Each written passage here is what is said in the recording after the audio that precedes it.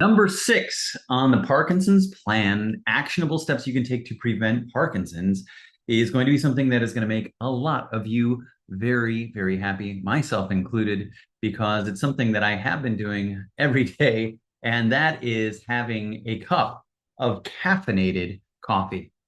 Now, research shows that caffeine is associated with a reduced risk of Parkinson's disease. It may protect the dopamine-producing nerve cells from damage caused by environmental toxicants.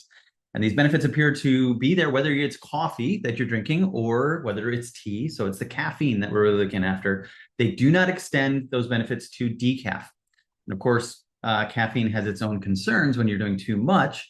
So I want to share with you some of the things that I do to get a good, healthy amount of caffeine in my day. One of the things that I start with is the quality of the beans. And I want to make that a very important point. There are a lot of beans out there that have a lot of mycotoxins in them. They're not very clean beans.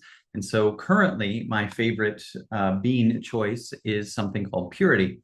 Purity Coffee has all these really great options. And the one that I currently use is actually only 1/3 caffeinated because I do find myself going back more for the ritual of having that comfort in my coffee.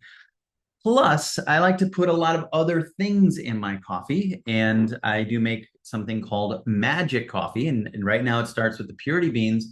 And the other very, very important thing is the quality of the water that you're using for your coffee. We use crazy water here. It's a locally sourced mineral water. In fact, I was just speaking with a client here today who said, I can only now brew coffee with crazy water because it makes it taste that good. It makes a huge difference. In fact, I have a lot of people who come to the clinic, I think, just to drink the coffee because we're using such quality beans and such quality water. It makes a huge difference. And as we are going to be giving more and more educational opportunities, we're always going to have that as our choice. Now, I don't stop there. In fact, we've had something called magic coffee that we've made here. This was given to me as a gift because people enjoy it so much.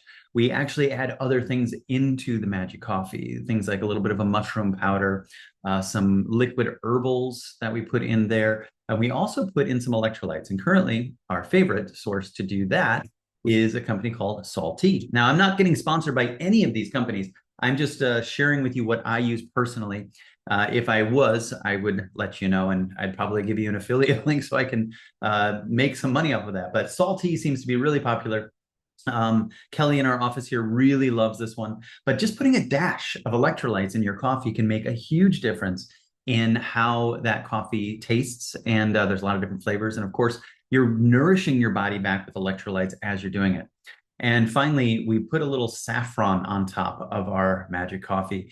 And so our magic coffee recipe is something that we're quite proud of. There's some secrets to it, but there's a lot that you can do when you make sure that the quality of the coffee that you're getting is great. But the most important takeaway is that number six is a little bit of caffeine can actually be a great thing for you. So whether you're getting it from coffee or you're getting it from tea, I'm only requesting that you make sure that the quality of the tea and the coffee that you're getting is of the highest quality, and that the water that you're using, probably even more important, so that you're not adding intoxicants through the water source that you're drinking. You're getting good, clean water with some minerals in it. All right, number six, number seven's on its way.